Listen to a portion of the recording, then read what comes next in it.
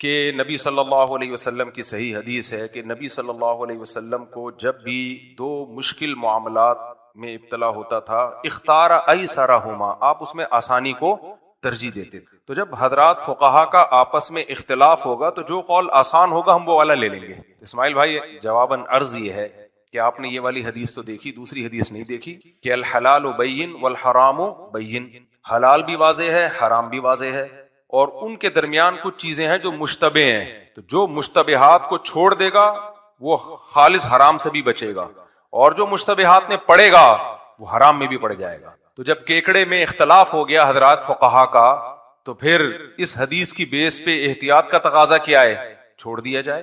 تو جس مسئلے میں فقہا میں اختلاف ہوگا تو اس میں پھر آپ وہ رائے کو لیں جس میں احتیاط زیادہ ہے.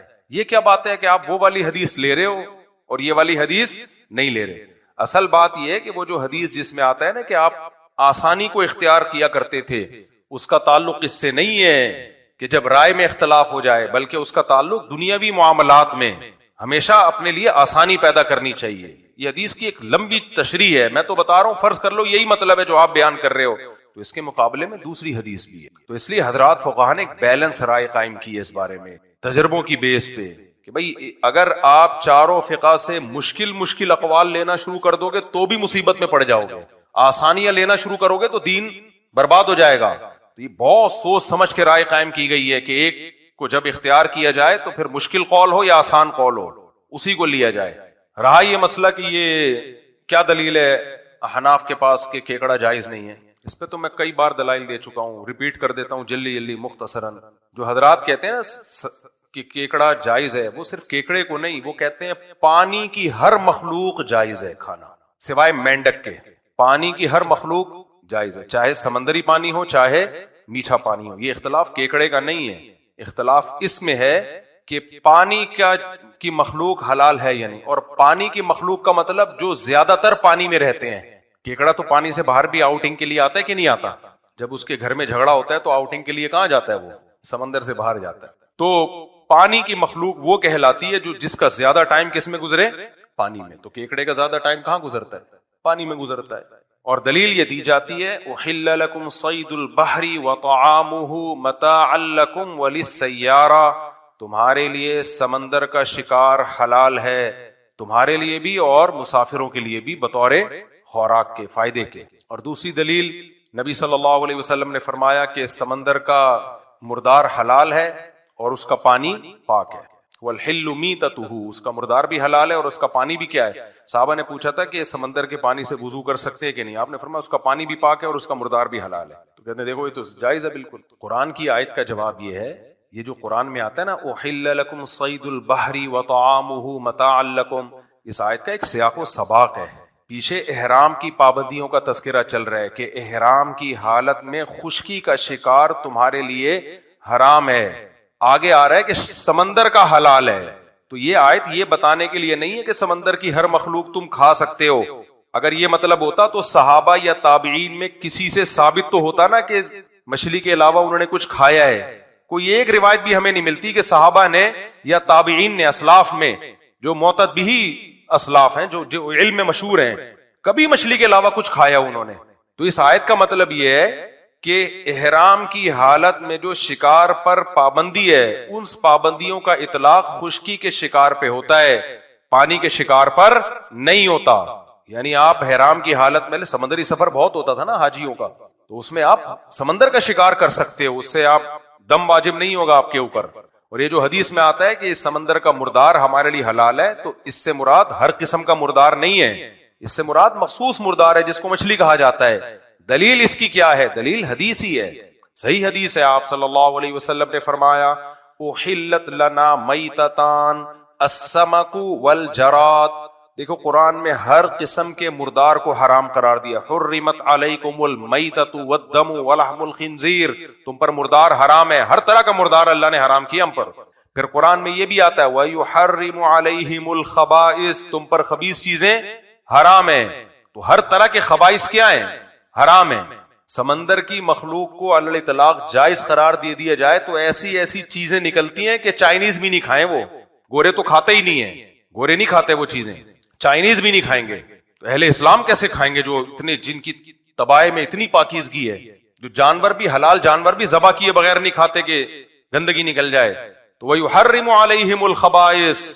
امام حنیفہ کی عادت ہے قرآن کو ہمیشہ سپیریئر رکھتے ہیں، پھر حدیث میں اس کے حساب سے تعویل کرتے ہیں. تو حدیث میں آتا ہے احلت لنا میتتان، دو مردار ہمارے لیے حلال، السمک والجراد، مچھلی اور ٹڈی. پھر دیکھو قرآن جب خشکی کے جانوروں کا تذکرہ کرتا ہے نعمت کے طور پہ تمہارے لیے حلال ہیں، پرندوں کے گوشت کا تذکرہ کرے گا قرآن، گائے کا تذکرہ، اونٹ کا تذکرہ، بکرے کا تذکرہ، دمبے کا تذکرہ. ثمانیۃ ازواج من الضأن اثنین ومن المعز اثنین قل آذکرین حرم ام الانثیین اما اشتملت علیہ ارحام الانثیین ومن الابل اثنین ومن البقر اثنین. اونٹ کا الگ تذکرہ، گائے کا الگ تذکرہ، اتنے سارے جانوروں کا.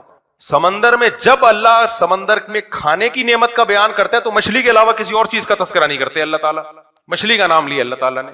تو اور نبی نے فرمایا دو مردار حلال ہے ہمارے لیے، ایک ٹڈی اور مچھلی. تو اس سے پتہ چلتا ہے سمندر میں صرف دو چیزیں ہمارے لیے مستثنا کی گئی ہیں، مچھلی اور ٹڈی. پھر بھی اگر اسماعیل بھائی آپ کی سمجھ میں نہیں آتا تو کائنڈلی میں ایک سوال آپ سے پوچھ کے اپنی بات کو ختم کرتا ہوں. پھر آپ کھائیں کیکڑا، مجھے کوئی اعتراض نہیں ہے، لیکن آپ ہم پہ یہ نہ کریں کہ یہ لوگ ان کے پاس دلائل نہیں. یہ تو ہمارا ظرف ہے کہ اتنے سارے دلائل ہو کے بھی اپنی بیوی کو جھینگا کھانے دے رہے ہیں. کیا خیال ہے؟ اتنے سارے دلائل ہو کے بھی. تو اگر آپ پھر اس کے قائل ہیں نا کہ تمہارے لیے سمندر کی مخلوق حلال ہے، تو پھر ہر مخلوق سوائے مینڈک، مینڈک مستثنا ہے. حدیث مستثنا کا مطلب یہ کہ مینڈک کے بارے میں تو صراحت ملتی ہے کہ ناجائز ہے وہ. تو اسی سے پتہ چلتا ہے کہ اگر قرآن کی آیت کو علی الاطلاق لیا جائے کہ سمندر کی ہر مخلوق حلال ہے تو پھر مینڈک بھی حلال ہونا چاہیے. لیکن مینڈک کا بارے میں تو چونکہ پوچھ لیا تھا نبی سے سوال، تو اس لیے آپ نے فرمایا حرام ہے، تو اسی لیے فرمایا کہ وہ مچھلی کے علاوہ میں آتا ہے. تو اگر ہر مخلوق حرام ہے حلال ہے نا، تو قرآن کہتا ہے خبائث تم پر کیا ہیں؟ حرام ہے. تو ان خبائث میں مگرمچھ بھی ہے، ان خبائث میں کچھوا بھی ہے. سمندری کچھوا، دریائی کچھوا، مگرمچھ، سمندری دریائی مگرمچھ، یہ سب زیادہ ٹائم پانی میں گزارتے ہیں. تو میں تو ساؤتھ افریقہ کے جنگلوں میں رہا ہوں، افریقہ کے جنگلوں میں مگرمچھ کے قریب ہی ہمارا کیمپ تھا. ترستے تھے کبھی تو ہمیں اپنی زیارت کرا دے، ہم اتنی دور سے ٹکٹ کرا کے آئے ہوئے ہیں. اندر ہی پڑا رہتا ہے وہ، تھوڑی دیر کے لیے نکلتا ہے بس، پھر اندر. تو پھر مگرمچھ بھی حلال ہے. پھر مگرمچھ کے انڈے بھی کیا ہیں؟ پھر گورنمنٹ کو چاہیے مگرمچھ کے انڈوں کی فارمنگ کرے. کبھی آپ مگرمچھ کے انڈوں سے بچے نکلتے ہوئے دیکھ لو، آپ بولو گے بھائی یہ حلال چھپکلی ٹائپ کی چیز ہے. وہ چائنا والے تو کھاتے ہیں، آج تک تو ہم ان پہ اعتراض کرتے رہے. اسی وجہ سے بعض فقہا نے یہ لکھ دیا ہے کہ یہ حلال ہے. وجہ اس کی یہ تھی کہ ان کو اب جب ایک قول انہوں نے لیا تو انہوں نے کہا جب سمندر کی مخلوق حلال ہے، پانی کی مخلوق، تو پھر مگرمچھ اور کچھوے بھی حلال ہیں. بعض سلفی علماء کا یہ فتویٰ موجود ہے. تو پھر صرف بات جھینگے یا کیکڑے تک رکے گی نہیں، پھر اس پہ بحث نہ کیا کریں کہ کیکڑا جائز ہے یا نہیں. پھر مگرمچھ اور کچھوے کے انڈوں پہ بات کیا. میرا خیال ہے اس سے زیادہ وہ تو گورا نہیں کھاتا انگریز. اچھا، جو حلال و حرام سے متعلق تعلیمات ہیں نا کھانے پینے کی، وہ اہل کتاب میں مشترک ہیں. اسلام، یہودی اور عیسائی، ان میں کیا ہیں؟ مشترک ہیں، سوائے چربی کے جو اللہ نے یہودیوں پہ حرام قرار دی تھی. آپ گوروں کی تاریخ پڑھو، جب تک یہ اہل کتاب تھے یہ بھی سمندر کی مخلوق میں یہ چیزیں نہیں کھاتے تھے یہ، اور اب تک نہیں کھاتے گورے کچھوے وچھوے، اللہ ماشاءاللہ کوئی بہت ہی ماڈرن ہو گیا ہو. جو چیز انگریز نہیں کھا رہا وہ آپ کیسے اسلام میں حلال کر سکتے ہو؟ میں تھائی لینڈ گیا ہوں، وہاں مگرمچھ کا گوشت کھایا جاتا ہے. عجیب سی کراہت آتی ہے، یار یہ درندہ آپ کیسے کھا رہے ہو؟ آپ کہہ سکتے ہو چونکہ درندہ ہے، بھائی پانی کی مخلوق ہے نا، تو پھر یہ فرق کرو، پانی کا درندہ حلال ہے وہ حلال، پھر شارک مچھلی بھی حرام ہو جائے گی، وہ بھی شکار کر کے کھاتی ہے. اس لیے امام صاحب نے ایک بہترین بات کر دی، بھائی مچھلی جو مچھلی ہوگی کھا لو، باقی اسے کیا کرو؟ اوائڈ کرو. تو یہ قول ایسا ہے کہ جو ایک مضبوط بنیادوں پہ قائم ہے، جو چل سکتا ہے. باقی جھینگے کی جہاں تک بات ہے، حضرت مفتی تقی عثمانی صاحب جائز کہتے ہیں. وہ اس لیے کہتے ہیں کہ وہ کہتے ہیں مچھلی کی قسم میں داخل. تو چھوٹا آدمی تقی صاحب سے میں تو نہیں اختلاف کر سکتا، میں بڑے کی طرف اختلاف کو منسوب کروں گا. مولانا یوسف جہان بھی شہید رحمۃ اللہ علیہ، اسی طرح حضرت مفتی رشید احمد صاحب رحمہ اللہ تعالیٰ، وہ فرمایا کرتے تھے جھینگا کو لغت میں لکھا ہوا ہے مچھلی، جس پہ حضرت مفتی تقی عثمانی صاحب نے استدلال کیا کہ ڈکشنری میں اس کو مچھلی کہا گیا ہے. حضرت فرماتے تھے ڈکشنری کا اعتبار نہیں ہے، عوام اس کو مچھلی سمجھتی بھی ہے کہ نہیں سمجھتی. آپ کسی سے کہیں کہ مچھلی لے کر آؤ تو کبھی بھی جھینگا نہیں لے کر آئے گا وہ. اور میڈیکل سائنس بھی کہتی ہے کہ انسان کو گدھا کہہ دیا جائے نا یہ آسان ہے، کیونکہ کچھ نہ کچھ ریڑھ کی ہڈی ہو گئی، یہ سب چیزیں انسان کی گدھے سے ملتی ہیں، تو اتنا دور کا ہے وہ جھینگا. ہاں اختلاف کا فائدہ یہ ہوتا ہے فقہا کے کہ جہاں ابتلا بہت زیادہ ہو جائے تو پھر خود احناف دوسرے فقہ پہ فتویٰ دے دیتے ہیں جہاں ضرورت ہو. تو یہ احناف کا ظرف ہے کہ وہ اپنی رائے پر ایسے قائم نہیں ہوتے کہ بس یہی ہے, تو کہتے ہیں جہاں ضرورت ہوگی وہاں دوسری رائے پہ فتویٰ دیا جائے گا. تو اب کچھ ممالک ایسے ہیں جو صدیوں سے جھینگا کھاتے کھاتے ہی بڑے ہوئے ہیں, ان سے پوری قوم سے دنیا چھڑوا دو, جھینگا نہیں چھڑوا سکتے آپ. تو وہاں پھر ابتلا عموم بلوا بھی ایک شرعی ضرورت ہوتی ہے نا, ابتلا کسی چیز میں بہت زیادہ ہو جائے. جیسے حج جب ہم کرنے جاتے ہیں تو بعض چیزیں فقہ حنفی کی روح سے جائز نہیں ہوتی, لیکن وہ گروپ کی شکل میں آپ جا رہے ہو, وہاں کچھ شافی ہیں کچھ حنبلی ہیں, تو اب ایک فقہ نہیں چل سکتا وہاں پہ. تو وہاں مجبوری کی وجہ سے ہم کہتے ہیں بھائی ٹھیک ہے آپ اسی رائے کو, کیونکہ آپ الگ سے گروپ سے الگ ہو گئے اور وہ الگ, تو یہ مسئلہ خراب ہو جائے گا. چل نہیں سکتے نا بھائی, بیگم کے کیکڑا پکا کے کھا لے, لیکن آپ گروپ کے ساتھ جا رہے ہو کہ یہ تبلیغ جماعت میں وہ سارے شافی ایک حنفی ہے, وہ کھانا ہی کیکڑا پکایا ہے, تو بھوکے تھوڑی مرو گے آپ. یہ کھانا ہی جھینگا پک رہا ہے 2-3 دن سے, پھر تو مجبوری اس اختلاف کا پھر فائدہ اٹھایا جائے گا. جہاں ضرورت ہو وہ ایک الگ بات ہے, لیکن علماء خود اس میں بتا دیتے یہ ضرورت کی ہے یا نہیں. علماء کا ظرف بہت بڑا ہے, اتنا چھوٹا ظرف نہیں ہے. جہاں ضرورت اور ابتلا نہیں ہے تو بھائی ایک فقہ کو فالو کرو. دلیل کی دنیا میں امام حنیفہ کی رائے اس میں بہت جاندار. دوسری بات یہ کہ امام حنیفہ کے جو 2 شاگرد ہیں نا, امام ابو یوسف اور امام محمد, انہوں نے بہت سے مسائل میں امام حنیفہ سے اختلاف کیا. جہاں یہ دونوں بھی امام حنیفہ کے ساتھ ہونا, اختلاف نہ کریں, تو سمجھ لو پلڑا یہاں بھاری نہیں بلکہ بہت بھاری ہے. یہ دونوں آپ کے شاگرد بھی اس بارے میں اپنے استاد سے متفق. اس لیے امام احمد بن حنبل کہتے ہیں جب 3 آدمیوں کی رائے جمع ہو جائے یکفی کا, یا اس طرح کے الفاظ ہیں امام احمد بن حنبل سے. یہ الفاظ نقل کیے ہیں علامہ عبد الحی لکھنوی رحمہ اللہ تعالی نے الجرح والتعدیل, الرفع والتکمیل فی الجرح والتعدیل, ان کا مشہور رسالہ ہے, وہاں انہوں نے یہ الفاظ نقل کیے ہیں امام احمد بن حنبل کی کسی کتاب سے. 3 افراد جمع ہو جائے نا تو یہ کافی ہے, بہت مضبوط رائے ہوتی ہے جس میں امام صاحب اور آپ کے دونوں شاگرد, کیونکہ یہ دونوں مستقل مجتہد ہیں, یہ بھرپور طریقے سے اختلاف کیے بہت ساری چیز. اور یہ احناف کا ظرف ہے کہ احناف نے جھینگے کو ناجائز سمجھ کے بھی جھینگے کے بزنس کو جائز لکھا ہے, کیونکہ امام شافعی کی نظر میں کیا یہ حلال ہے. تو انہوں نے کہا کہ بھائی ایک چیز چاروں ائمہ کے نزدیک حرام نہیں ہے تو اس کے بزنس کو حرام نہیں کہا جا سکتا. کاروبار اس مخلوق کا حرام ہوگا جو چاروں ائمہ کے نزدیک کیا ہو, ناجائز ہو, کیونکہ اختلافی ہے تو کاروبار کی حد تک جائز ہے. تو یہ بڑی بیلنس رائے ہے, سمجھتے ہو. ہاں جہاں جھینگے میں ابتلا بہت زیادہ ہے تو وہاں پھر جیسے بنگلہ دیش کے لوگ تو صدیوں سے کھائی جھینگا کھا کے بڑے ہوئے ہیں, حالانکہ ہیں سارے حنفی, تو اب وہ ابتلا کی وجہ سے اب اتنا زیادہ وہاں ابتلا ہے کہ وہاں چھڑوانا, وہ بنگلہ دیش کے لوگ جھینگا دنیا چھوڑ دیں گے جھینگا, تو وہاں علماء کہتے ہیں, وہیں کے علماء کہتے ہیں بھائی ابتلا بہت. تو یہ کوئی قرآن و سنت سے ہٹے نہیں ہے, قرآن و سنت سے یہ بات ثابت ہے کہ جس مسئلے میں اختلاف ہو اور ابتلا بہت زیادہ ہو جائے تو وہاں اس اختلاف کا فائدہ اٹھایا جا سکتا ہے. قرآن و سنت سے ثابت ہے, کوئی اندھی تقلید میں ہم یہ کام نہیں کر رہے ہوتے. تو خیر میں کہاں سے بیان لے کے چلا تھا, ہم کیکڑے پہ آ گئے. تو مجھے تو اسی میں اطمینان ہے کہ ایک رائے کو اتنے بدل رہے ہوتے ہیں نا, ان کی بریکیں فیل. خیر تو میں نے بات یہاں سے شروع, یہاں تک کلپ بنا کے اسماعیل بھائی کو پارسل نہیں کیا نا, تو مجھے 6 مہینے بعد یاد آ رہا ہوتا ہے ایک بات کی تھی, وہ گیا کہاں. ٹھیک ہے یہ آپ کے ذمے, تو اور اسماعیل بھائی کو بھیجنا میرے ذمے. تو خیر تو میں نے بیان یہاں سے شروع کیا تھا, وَذَرُوا ظَاهِرَ الْإِثْمِ وَبَاطِنَ, ظاہری گناہوں کو بھی چھوڑو اور باطنی گناہوں کو بھی چھوڑو. تو میں یہ بیان یہ لے کے چل رہا تھا کہ لوگ کہتے ہیں اللہ تعالیٰ غفور الرحیم ہے, معاف کرنے والا ہے. مجھے ایک بات بتاؤ, حکومت قانون بنائے کہ لال بتی پہ رکنا ہے اور گرین پہ چلنا ہے, آپ کہیں اگر ہم اس قانون کو فالو نہیں کریں تو کوئی بات نہیں بھائی, حکومت بڑی غفور الرحیم ہے. حکومت کیا ہے, غفور الرحیم ہے. آپ اگر لال بتی پہ نہ بھی رکیں تو یہ معاف کر دے گی. تو یہ میسج یہ جائے گا کہ گورنمنٹ کے دل میں خود اپنے قوانین کی ویلیو نہیں ہے. میں جو بیان کیا تھا نا, اسمگلنگ کی ارننگ حلال ہے, اسمگلنگ غلط ہے, تو لوگ بڑے کنفیوز ہوئے تھے, یہ کیا بات ہے, ایک کام غلط ہے لیکن اس سے جو آمدن آ رہی ہے وہ حلال ہے. بھائی آمدن کا تعلق اس سے ہے کہ آپ نے حلال پیسوں سے ایک چیز خریدی, اسلام کہتا ہے آپ اس کے مالک بن گئے. اسلام شخصی ملکیت کا قائل ہے. اگر آپ اپنے پیسوں سے کچھ خریدتے ہو تو گورنمنٹ اس کی مالک نہیں ہے, اس کے مالک کون ہو, آپ ہو. اصل میں حکومتوں نے آج انسانوں کو حکومتوں کا غلام بنا دیا ہے اور لیبل یہ لگایا ہم آزاد کر رہے ہیں. آزاد تھوڑی کر رہے ہیں, تو غلام بنا رہے ہیں. حکومت کا کام صرف مینجمنٹ ہے. مینجمنٹ کسے کہتے ہیں, جو اپنے ارننگ سے جو کما رہے وہ اس کا 100% مالک ہے. حکومت کا کام ہے اس کے مال کی حفاظت کا قانون بنائے کہ کوئی اس کو چوری نہ کرے, چوری کرتا ہے تو ہاتھ کٹے اس کا. اور اجتماعی ضرورتوں کے لیے اگر کچھ پیسے چاہیے تو سب سے کلیکٹ کرے. مثال کے طور پر ایک گلی میں سب لوگ رہتے ہیں, اب گلی کی سڑک ٹوٹ گئی ہے تو سڑک تو پھر ان گلی کے لوگوں کے پیسوں سے بنے گی نا.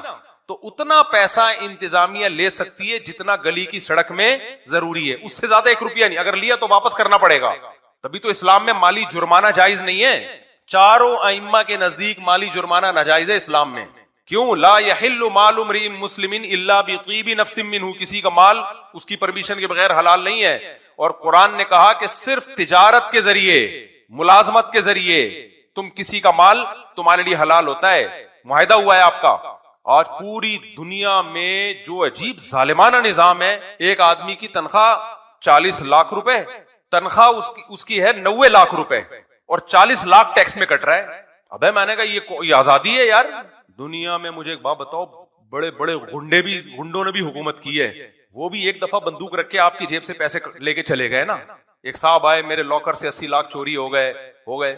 میں کہتا ہوں اگر تم کسی انگریز کے کنٹری میں ہوتے، ہر مہینے 40 لاکھ تمہارے بینک سے چوری ہوتے، اس پہ تم خوش ہوتے کہ میں بلیک منی کو کیا کر رہا ہوں، وائٹ دھندا ہے میرے بھائی، دھندا ہے یہ. کافر میں کبھی کوئی خیر نہیں ہے. ان لوگوں نے دنیا کو کنٹرول کرنے کے لیے، انسانوں کی مال کو اپنے قبضے میں لینے کے لیے قوانین بنائے، اور اچھے اچھے الفاظ، تمہارا جو منی ہے وہ بلیک ہے یا وائٹ ہے، اور جو ٹیکس دیتا ہے تو اس کا پیسہ جو ہے وائٹ ہو گیا. ٹیکس لے کے آپ کا پیسہ تو بلیک ہو گیا نا. آپ کس بیس پہ لے رہے ہو؟ صرف اتنا لیا جا سکتا ہے جتنا پبلک کو شدید ضرورت ہو. شدید ضرورت کسے کہتے ہیں؟ جو اجتماعی مفاد کی، جیسے ڈیفنس ہے، بھائی فوج پہ پیسہ خرچ ہوگا، پولیس ہے، عدلیہ ہے، یہ حکومت کے، کیونکہ جج ہمارے لیے بٹھایا ہوا ہے نا، اگرچہ نہیں بٹھایا ہوا لیکن ہمارے لیے. پھر وہ جمعے کا دن ہے کہ بھائی جب کوئی مسئلہ ہوگا تو پھڈا ہوگا تو ان لوگوں کے مسئلے حل کرنے کے لیے.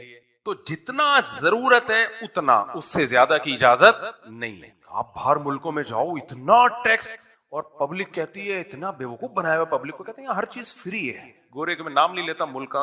میں گیا ایک کنٹری میں تو انہوں نے کہا مفتی صاحب یہ پاکستان نہیں ہے، یہاں سب کیا ہے، فری. بڑا انسپائر ہوا ہم کہ یار ہمارا تو کچھ، ہماری تو مرغی فری میں انڈے نہیں دیتی. ایک دن ہم اپنی گائے کو کم چارہ ڈالیں نا، رلاتی ہے دودھ. تو تمہارے سب کچھ فری، اسکول کی تعلیم فری، علاج فری. متاثر ہوا. ہمارے ایک دوست تھے، وہ کسی فضائی جہازوں کی کمپنی میں بڑی اچھی، میں نے کہا آپ کی تنخواہ، انہوں نے ڈالر میں بتائی تو پاکستانی 80 لاکھ، 1 کروڑ کے قریب بن رہے تھے. اب تو زیادہ ہو گئی ہوگی. ویلڈن کہتے ہیں ملتے نہیں. میں نے کہا کتنے؟ کہتے ہیں 53% کٹتا ہے. 43 لاکھ روپے ہر مہینے وہ گورنمنٹ کو. میرے بھائی پاکستان میں آپ 43 لاکھ روپے آپ سیو کر لو، کوئی بھی چیز فری میں نہ ہو پھر بھی فری ہوگی. اور کیا، پتہ نہیں کن احمقوں کی جنت میں رہتے ہو یار. ہاں وہ اس پہ خوش ہیں کہ اتنا کچھ ہو کے بھی ہمیں 60 لاکھ میں بھی ہمارا جو ہے نا وہ گزارا ہو جاتا ہے، اچھا گزارا ہو جاتا ہے. 43% ٹیکس کٹتا ہے. گزارا تو ہوگا جب گورنمنٹ مالداروں سے 43% ٹیکس لے کے. اب دیکھو عجیب حساب کتاب ہے یار. حکومت کہتی ہے ہم آپ کے بوڑھے والدین کی کیئر کرتے ہیں، اولڈ ہوم. کیا کر تم کمبختو، تم اپنی جیب سے کر رہے ہو. اس بڈھے نے بیچارے نے ساری زندگی ٹیکس دیا ہے، اور اس کو تم اولڈ ہاؤس میں کیرم بورڈ کھلا رہے ہو، ڈبو کھلا رہے ہو اس کو اولڈ ہاؤس میں. اتنا بھاری بھرکم ٹیکس لے کے ریٹرن میں یہ دے رہے ہو تم. اسلام نے یہ نہیں کہہ دیا کہ بھائی وہ ٹیکس نہ دے، جتنا بنتا ہے وہ تو دیں، میں اس کا مخالف نہیں ہوں. کچھ تو بنتا ہے گورنمنٹ کو حکومت چلانے کے لیے، کچھ تو ٹیکس بہرحال چاہیے. لیکن اس کا اصول اور ضابطہ شریعت میں کیا ہے؟ وہ یہ ہے کہ الضرورۃ تقدر بقدر الضرورہ. جیسے گلی میں سڑک بن رہی ہے تو میں محلے والوں سے پیسے اتنے کلیکٹ کروں گا جتنے سڑک کے بننے میں استعمال ہو، بس اس سے زیادہ واپس کر دوں گا. یہی ہوگا نا. 1 روپے بھی حلال نہیں ہے اس سے زیادہ. تبھی تو ہم جو اجتماعی قربانی مسجدوں میں ہوتی ہے، ہم لوگوں سے کہتے ہیں بھائی اجتماعی قربانی یہ کوئی سورس آف انکم کا ذریعہ نہیں ہو سکتی ہے، کیونکہ اگر آپ سورس آف انکم اس کو بناتے ہو تو پھر شرعی احکام ہے خرید و فروخت کے. پھر یہ کہ پہلے قبضہ کرو، اپنے رزق میں لاؤ، پھر اس جانور کو بیچو. قبضے کے بغیر آپ جانور نہیں بیچ سکتے.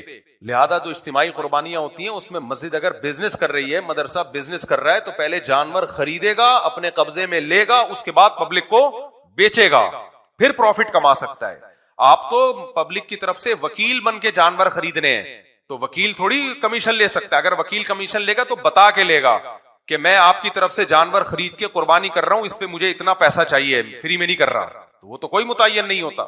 تو دونوں چیزیں مکس چل رہی ہوتی ہیں، بزنس بھی اور وکالت بھی. یہ تو غلط ہے. تو اس لیے ہم لوگوں سے کہتے ہیں بھائی آپ نے اجتماعی قربانی کر کے جب قربانی ہو گئی تو جو پیسہ بچائے تمام لوگوں کو واپس لوٹانا لازم ہے. 1 روپے بھی آپ نہیں رکھ سکتے. لوگ کہتے ہیں جی ہم مسجد کے ڈبے میں ڈال دیں گے. بھائی ڈبے میں کسی کا پیسہ پوچھے ڈالا جائے گا, صحیح ہے نا, چاہے مسجد ہو مدرسہ ہو, کسی کا پیسہ اس کی پرمیشن کے بغیر کہیں بھی استعمال نہیں ہو سکتا. معاملات آج کل اوٹ پٹانگ چل رہے ہیں. تو ٹیکس کا بھی یہی مسئلہ ہے کہ بوقت ضرورت بقدر ضرورت, بس اس سے زیادہ نہیں ہے. اب لوگ کیا کرتے ہیں, جو گاڑیاں آتی ہیں نا, ہاں میں نے اسمگلنگ کی بات کر رہا تھا, تو میں نے کہا بھائی اسمگلنگ میں شریعت یہ کہتی ہے آپ نے اپنے ذاتی پیسوں سے ایک گاڑی خریدی یا گندم کی بوری خریدی, وہ آپ کی ہے, شریعت اس کو آپ کی ملکیت مانتی ہے.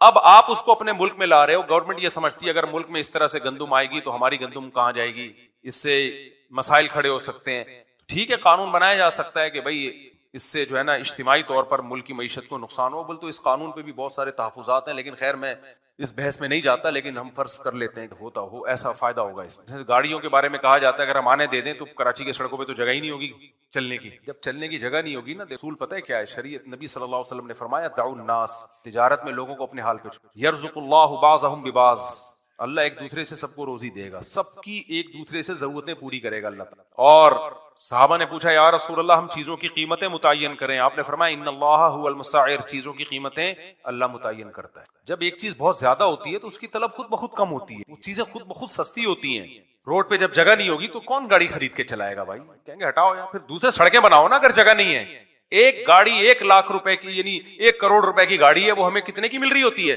3-3.5 کروڑ کی مل رہی ہوتی ہوگی. خیر میں گورنمنٹ کے معاملات میں ٹانگ نہیں اڑاتا, لیکن کھپڑی میں آنے والی چیزیں ہے نہیں ہے. اب اتنا ٹیکس لے رہے ہو تو, اور پھر چلو لے لیا یار, لگاؤ تو صحیح. اب دیکھو ہماری گورنمنٹ نے ماشاءاللہ کتنا اچھا کام کیا, آن لائن وہ کیمرے لگا دیے ہیں, جو بھی غیر قانونی کام کرے گا فوراً اس کو پینلٹی لگ کے آ جائے گی. سیل بیلٹ نہیں ہے, پینلٹی لگ کے آ گئی, بہت اچھا ماشاءاللہ. دبئی والا کیا خیال ہے, تو سڑکیں کون سی ہیں, سڑکیں آپ کی جو چل رہی ہیں وہ ہیں آپ کی, کسی جنگل میں بھی ایسے کھڈے نہیں ہوتے.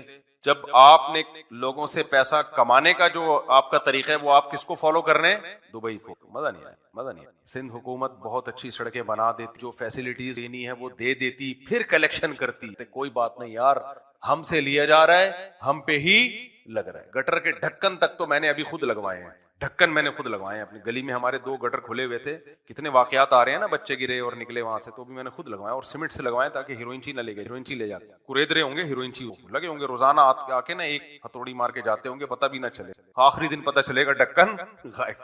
خیر تو فری پھوکٹ کا کچھ بھی نہیں ہے, سب پیسے لیے, اور غاصبانہ پیسے ہیں, ناجائز پیسے ہیں. ناجائز پیسے ہیں تو پھر کہاں سے برکت ہوگی. تو میں یہ عرض کر رہا تھا کہ کوئی بھی قانون جب بنایا جاتا ہے تو اس قانون بنانے والا ہی اگر اس میں لچک پیدا کر دیا, تو میں فقہا کے اختلاف کی بھی مثال دے رہا ہوں. مجتہد یا مفتی جب کوئی رائے دیتا ہے تو اس کا مطلب ہوتا ہے یہ ٹھیک ہے, جس کو وہ درست سمجھتا ہے وہ رائے بیان کرے گا, تو اس کی یہی ذمہ داری ہے, وہ یہ بتا دے گا کہ یہ جائز نہیں ہے بس. تو اگر آپ کو کسی اور مفتی کی رائے پر اعتماد ہے اس کو فالو کرو, لیکن خواہشات کی بیس پہ نہیں, علم اور تقوی کی بیس پہ, خواہشات کی بیس پہ نہیں. ورنہ تو آج کل مفتی مارکیٹ میں ہول سیل کے حساب سے, آپ کو اگر آپ نے 3 طلاقیں دین, آپ چاہتے ہو یہ 1 ہو تو بھی مفتی مل جائیں گے. آپ کی بیوی چاہتی نہیں پوری 3 ہی ہو جائیں, بھی مفتی مل جائیں گے آپ کو. بیوی کو آپ پسند نہیں ہو وہ تو 3 مالا لے آئے گی. آپ چاہتے ہو یہ 3 دیے 1 بھی نہ ہو, یہ بھی مفتی مل جائیں گے آپ کو, 1 بھی نہیں. غامدی صاحب کہیں گے 1 بھی نہیں ہوئی. آپ چاہتے ہو اگر میں 1 تو ہو کسی طریقے سے, وہ بھی مل جائیں گے. جس پتھر اٹھاؤ گے نیچے سے مفتی نکلے, کوئی معیار نہیں ہے. ہر شاخ پہ الو بیٹھا ہے, انجام گلستان کیا ہو. مارکیٹ میں یہ دین تھوڑی ہے, تو دین کے ساتھ مذاق ہے بھائی. تو خیر میں یہ کر رہا تھا کہ دیکھو جب بھی کوئی قانون بنایا جاتا ہے, قانون بنانے والا ہی پہلے سے کہہ دیں نہیں جو مرضی کر رہا ہے. تو جب دنیا میں ایسا نہیں ہے, لوگ اس کو بے وقوف اور احمق کہتے ہیں, اس باس کو احمق سمجھا جائے گا. سر آپ کہہ رہے ہو 8 بجے آنا ضروری ہے, پھر جب آپ سے پوچھا جائے کہ ضروری اگر نہیں آئے تو کیا ہوگا, تو آپ کہیں گے کچھ بھی نہیں ہوگا, میں غفور رحیم ہوں. تو اس کا مطلب ضروری نہیں ہے پھر وہ. تو آپ سوچو کہ جب ایک دنیا کا ایک چھوٹا سا باس ایسی احمقانہ حرکت نہیں کر سکتا کہ اپنے قانون کو خود ہی وہ آپ کی نظروں میں گرا دے, تو خدا کیسے کر سکتا ہے یہ کہ وہ قانون بنا رہا ہے کہ نماز پڑھنا فرض ہے, اور سب سے زیادہ اہم آرڈر کس کا دیا ہے قرآن میں, نماز کا. پھر ہم پوچھیں اللہ اگر میں چھوڑ دوں, کوئی بات نہیں, اللہ غفور رحیم ہے. نہیں بھائی, غلط, غفور رحیم کو غلط جگہ فٹ کر رہے ہو. قرآن شروع یہاں سے ہوتا ہے, الذین یؤمنون بالغیب ویقیمون الصلاۃ. ایمان کی پہلی علامت غیب پر ایمان, وہ غیب جس کے برحق ہونے پر دلیل قائم ہے قرآن و سنت کی. اور اس کے بعد ایمان لانے کے بعد سب سے پہلا کام کیا کرتے ہیں, نماز پڑھتے نہیں ہیں، قائم کرتے ہیں. پڑھنے کا تو ذکر ہے ہی نہیں. قائم کا مطلب جماعت سے پورے خشوع و خضوع کے ساتھ، ٹرخانے والا کام نہیں. جو پڑھنے والے وہ بھی ہر آدمی اخپل طریقے سے پڑھ رہا ہے. اخپل طریقہ ہے ہر آدمی کا. میں کوئی ادھر پڑھ رہا ہے، کوئی ادھر پڑھ رہا ہے. مسجد کی جماعت ہے بھائی. یہ مسجد کس سلسلے میں بنی ہے؟ فجر کی نماز میں آپ دیکھ لو کتنے نمازی ہوتے ہیں. ابھی جمعے میں جتنے نمازی ہیں، فجر میں بھی اصولی طور پر اتنے ہی ہونے چاہیے نا. لیکن آپ ان سب نماز سے پوچھو اللہ بہت غفور اور رحیم ہے، تو بھائی اللہ نے پھر فجر فرض کیوں کی ہے؟ اللہ نفل. دیکھو اشراق کی نماز اگر ساری دنیا نہ پڑھے کوئی عذاب آئے گا؟ کیونکہ اللہ نے ہی اس کو فرض نہیں کیا نا. کیا خیال ہے؟ اللہ نے ہی فرض نہیں کیا. فجر تو اللہ نے فرض کی ہے، ظہر اللہ نے فرض کی ہے، عصر اللہ نے فرض کی ہے، مغرب اللہ نے فرض کی ہے، عشاء اللہ نے فرض کی ہے. اس میں کیسے یہ ممکن ہے کہ آپ چھوڑ دو بھائی؟ ابو مسعود رضی اللہ تعالیٰ عنہ یا عبداللہ ابن مسعود صحابی کے نام میں مجھے تھوڑا سا تردد ہو رہا ہے. ان کی صحیح بخاری مسلم کی حدیث ہے. وہ کہتے ہیں ہم نبی کے دور میں کسی عمل کوئی گناہ اگر ہو جائے نا، اس کے بارے میں یہ نہیں سمجھتے تھے کہ اس گناہ کے کرنے سے انسان کافر ہو جاتا ہے. لیکن نماز چھوڑنے والے کو ہم یہ سمجھتے تھے یہ اسلام سے کیا ہے؟ خارج. کیونکہ کسی مسلمان کی یہ مجال نہیں تھی کہ وہ نماز چھوڑ دے. اب اس حدیث کی تشریح میں وہی بات ہے نا، حدیث کی تشریحات میں اختلاف ہوتا ہے. عبداللہ بن مسعود یا ابو مسعود رضی اللہ عنہ، ان کی حدیث سمجھ میں آئی؟ بخاری مسلم کی حدیث. وہ کہتے ہیں دیکھو اس میں فقہا کا اختلاف ہے کہ کسی گناہ کو کرنے سے کافر ہوتا ہے کہ نہیں ہوتا. جمہور علماء کہتے ہیں گناہ کوئی بھی کر لو اس سے انسان کافر نہیں ہوتا، گنہگار ہوتا ہے. کیونکہ کفر کا تعلق عقیدے سے ہے، عمل سے نہیں ہے. کوئی زنا کر لے، اللہ نہ کرے، شراب پی لے، چوری کر لے، تو اس سے گنہگار تو ہوگا، اسلام سے خارج نہیں ہوگا. لیکن نماز چھوڑنا ایک ایسا جرم ہے، ایسا گناہ ہے کہ جس کے بارے میں تین امام مالک، امام ابو حنیفہ، امام شافعی کہتے ہیں کہ کافر تو نہیں ہوتا، کفر کے قریب پہنچ جاتا ہے. لیکن امام احمد ابن حنبل رحمہ اللہ تعالیٰ کہتے ہیں کہ اگر کسی نے جان کر فرض نماز چھوڑ دی تو وہ سچی مچی میں کافر ہو جاتا ہے. سمجھ میں آ رہی ہے بات کہ نہیں آ رہی ہے؟ وہ سچی مچی میں کیا ہو جاتا ہے؟ تبھی آپ نے عرب کو دیکھا ہوگا وہ کچھ بھی ہو نماز نہیں قضا کرتے، نماز نہیں قضا کرتے. وجہ اس کی تو اسلام سے ہی نکل جائیں گے ہم. اور اسلام سے نکلنے کا مقصد کیا ہے؟ نکاح بھی ٹوٹ گیا. اگر آپ نے حج کیا تھا تو وہ حج بھی کیا ہو گیا؟ ضائع. اور اگر آپ بغیر توبہ کے مر گئے تو سعودیہ کے شیخ بن باز رحمہ اللہ تعالیٰ کا فتویٰ ہے کہ بغیر توبہ کے مر گیا تو مسلمانوں کے قبرستان میں اسے دفن بھی نہیں کیا جائے گا. یہ مطلب ہے اس کا نماز چھوڑ. رفیع بھائی کو اشکال ہو رہا ہے، پھر بچے رفیع بھائی ایک دم بچوں پہ آ جاتے ہیں کہ پھر بچے کیا پیدا ہو رہے ہیں. خیر، تو امام احمد بن حنبل کی دلیل بھی کمزور نہیں ہے. دلیل میں یہی حدیث پیش کرتے ہیں جو میں نے بخاری مسلم کی حدیث پیش کی. صحابی رسول کہتے ہیں کہ ہم نبی کے دور میں کسی گناہ کے بارے میں یہ نہیں سمجھتے تھے کہ اس گناہ کو کرنے سے انسان کافر ہو جاتا ہے، گنہگار ہوتا ہے، وہ کافر نہیں ہوتا. لیکن نماز چھوڑنے والے کے بارے میں ہم یہ سمجھتے تھے یہ کیا ہے؟ کافر. باقی تینوں ائمہ کی طرف سے جو اس کا جواب دیا جاتا ہے اس حدیث کا وہ یہ ہے کہ بھائی چونکہ اس زمانے میں کافر ہی نماز چھوڑتا تھا، مسلمان کے بارے میں تصور نہیں تھا، تو اس لیے جو نہیں آ رہا ہے اس کا مطلب تھا وہ کافر ہے. تو یہ تو انہوں نے زمانہ ہی نہیں دیکھا تھا نا کہ مسلمان بھی ہو اور نماز بھی نہیں پڑھ رہا. یہ تو وہ ان کے ذہن میں تصور ہی نہیں تھا کہ مسلمان ہو کے بھی کوئی نماز چھوڑے. تو راجح بات یہی ہے کہ نماز چھوڑنے سے انسان کافر نہیں ہوتا. لیکن اس سے یہ تو پتہ چلتا ہے کہ صحابہ کی نظر میں اسلام کی جو سب سے بڑی علامت تھی وہ کیا تھی؟ نماز. مسجد میں آ رہا ہے نہیں آ رہا، آ رہا ہے تو مسلمان ہے، نہیں آ رہا ہے اس کا مطلب مرتد ہو گیا. یہ وہ واقعی اس کو مسلمانوں کے قبرستان میں دفن نہیں کرتے. وہ سمجھتے تھے کہ یہ تو کافر، مسلمان ہوتا تو آتا نا. لیکن آپ سارے بے نمازیوں سے پوچھتے ہیں اللہ بہت غفور رحیم ہے، اللہ معاف کرنے والا ہے، اللہ مغفرت کر دے گا. اس کا مطلب یہ تو اللہ کا ایک طرح سے معاذ اللہ کے حکام کا مذاق اڑانا ہو گیا. کیا خیال ہے؟ مذاق اڑانا ہو گیا کہ نہیں ہو گیا؟ وہ کہہ رہا ہے درجنوں جگہوں پہ علامات بیان کر رہا ہے مومن نماز قضا نہیں کرتا. میدان جنگ میں نماز قضا کرنے کی اجازت نہیں دی. میدان جنگ میں نماز قضا کرنے کی اس سے بڑی کوئی ضرورت ہو سکتی ہے؟ سفر میں اجازت نہیں دی ہے، 2 کر دی 4 کی، چلو 2 پڑھ لو. یہ 2 اس لیے دیے کہ قضا نہ کرو. سفر میں دیکھ رہا ہوں تو لوگ چھوڑے کہنے سفر ہے بھائی، سفر میں چلتا ہے. چلتا ہوتا تو اللہ 4 کی 2 نہ کرتا نا. اللہ کہتا ہے 4 پڑھو، نہیں پڑھی جائیں تو چھوڑ دینا. تبھی سفر میں سنت مؤکدہ نہیں رہتی، 4 کی 2 نہیں ہوتی سفر میں. کیوں؟ سنت مؤکدہ کا تعلق اس سے ہے کہ پڑھنا مشکل ہے کہ نہیں ہے. تو اگر سفر میں مشکل ہے تو پوری چھوڑ دو، نہیں مشکل ہے تو پھر پوری پڑھو. اس کا تعلق سفر سے نہیں ہے، اس کا تعلق ہے کہ پڑھنا مشکل ہے یا نہیں ہے. بعض دفعہ ایئرپورٹ پہ آپ وہ جہاز نکل رہا ہے یا ٹرین نکلنے والی ہے تو آپ چھوڑ دو سنت مؤکدہ. لیکن کہیں اسٹے کیا ہوا ہے آپ نے 10 دن تو ہو تو سفر میں، لیکن علماء لکھتے ہیں پھر وہاں سنت مؤکدہ پڑھنی پڑے گی آپ کو. نبی سے جو سنتیں یا صحابہ سے جو سنتیں چھوڑنا سفر میں ثابت ہے وہ ٹریولنگ کے دوران، کیونکہ اس میں مشقت ہوتی ہے. اب لوگ کیا کر رہے ہوتے ہیں، 10 دن کہیں جا کے اسٹے کیا ہوا ہے، وہاں بھی سنتیں نہیں پڑھ رہے. بھائی یہاں تو موقع ہی ہے یہاں، کیونکہ سنتوں کا اب میں فقہی اصطلاح استعمال کروں گا اس کے لیے کہ جو فرض نماز قصر کی جاتی ہے اس کا تعلق مشقت حکمیہ سے ہے، یعنی سفر سے ہے، چاہے مشقت ہو یا نہ ہو. لیکن سنت موقدہ کا تعلق سفر سے نہیں ہے، مشقت سے ہے. تو سفر میں مشقت چونکہ ہوتی ہے تو اس لیے نہیں پڑھو، لیکن کہیں اسٹے کیا ہوا ہے تو اب تھوڑی مشقت ہے. آپ 10 دن کے لیے چلے گئے اپنی نانی کے یہاں لاہور میں آپ اپنی نانی کے یہاں گئے ہوئے 10 دن کے لیے، بڑے آرام سے نانی کے یہاں جا کے تو انسان انجوائے کرتا ہے نا. ہم تو بچپن میں جب عیاشی کے لیے نانی کے یہاں ہی جایا کرتے تھے. کہتے ہیں بچہ ددیال میں پٹتا ہے، ننیال میں بگڑتا ہے، کھاتا پیتا ہے. وہاں نانیوں کی طبیعت میں رحم کا مادہ زیادہ ہوتا ہے، دادیاں تھوڑی سی الگ اسٹائل کی ہوتی. تو اب نانی کے آپ گئے ہوئے ہو تو اس سے زیادہ ریلیکس کبھی ہو سکتے ہو؟ تو وہاں سنتیں پڑھنی پڑیں گی. فرض تو 2 ہی پڑھیں گے کیونکہ سفر سے تعلق ہے فرائض کا. سنت موقدہ کا اس سے تعلق نہیں ہے کہ سفر ہے یا حضر، اس سے تعلق ہے کہ آپ کے لیے پڑھنا آسان ہے تو پڑھ لو، مشکل ہے تو چھوڑ دو. تبھی اللہ نے سنتیں 4 کی 2 نہیں کی ہیں، اس لیے کہ اس کو پوری سنتیں چھوڑنے کی آپ کو اجازت دی ہے. فرض کو چونکہ چھوڑنے کی اجازت نہیں ہے اس لیے اللہ نے 4 کی 2 کر دی ہیں کہ یہ میں نے خود تمہیں سہولت دے دی ہے تاکہ چھوڑنے کا عذر نہ رہے. اور سنتیں جو 4 تھی وہ 4 ہی ہیں کیونکہ چھوڑنے کا عذر ہے تمہارے پاس. اگر مشقت ہے تو چھوڑ سکتے ہو اس کو. تم سمجھتے ہو گے نہیں سمجھتے تو. لیکن آپ جتنے بے نمازی ہیں آپ ان سے پوچھو اللہ غفور رحیم ہے، بھائی یہ موقع نہیں ہے، یہ بولو یار بس اللہ سے ڈر لگتا ہے، دعا کرو اللہ نماز کی توفیق دے. ہم اپنے بڑوں سے سنا کرتے تھے کہ پہلے زمانے میں گاؤں دیہاتوں میں جو کبھی نماز نہیں پڑھتا تھا نا اس کا جنازہ نہیں پڑھایا جاتا تھا. پہلے یہ رواج تھا مسلمانوں میں، یہ دیکھتے تھے نا جو نمازی ہے ہی نہیں، پڑھتا ہی نہیں ہے، تو جو علماء تھے وہ علاقے کے امام تھے وہ نماز نہیں پڑھاتے تھے، جنازہ یعنی اس. تو اسی طرح میرے بھائی اللہ تعالیٰ نے یہ جو میں نے آیت پڑھی نا، ظاہری گناہ کو بھی چھوڑ دو باطنی گناہوں کو بھی چھوڑ دو. کیوں؟ جو گناہ کما رہے ہیں سیجزون، ان قریب ان کو بدلا. اور سب سے بڑا جرم شرک کے بعد کیا ہے؟ نماز قضا کرنا، نماز قضا. یہ جو قرآن کی آیت ہے کہ اے میرے بندو الذین اسرفوا علی انفسہم، جو اپنی جان پر زیادتی کر بیٹھے ہو، لا تقنطوا من رحمت اللہ، اللہ کی رحمت سے نا امید مت ہو.